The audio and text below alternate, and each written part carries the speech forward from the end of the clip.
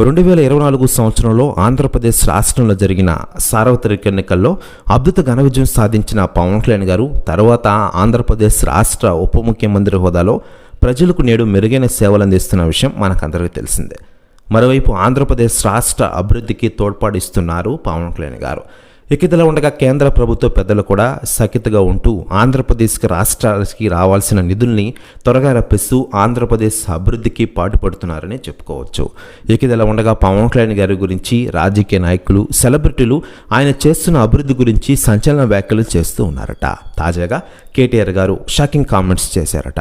ఆయన మాట్లాడుతూ, పవన్ కళ్యాణ్ గారు నాకు చాలా మంచి మిత్రుడు.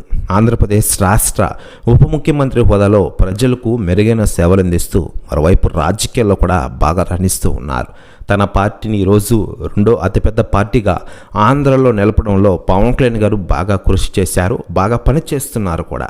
ఆయన మించిన రాజకీయ నాయకుడు ప్రస్తుతం ఇండస్ట్రీలోనే, దేశంలోనే ఎక్కడూ లేడు అంటూ సంచలన వ్యాఖ్యలు చేశారట కేటీఆర్ గారు.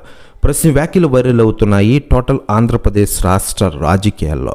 మరోవైపు పవన్ కళ్యాణ్ గారి విషయానికి వస్తే ప్రస్తుతం ఆంధ్రప్రదేశ్ రాష్ట్ర డిప్యూటీ సీఎం గారు అనిస్తూనే తాను కమిట్ అయిన సినిమాలను కూడా కంప్లీట్ చేసే విధంగా ప్లాన్ చేశారు.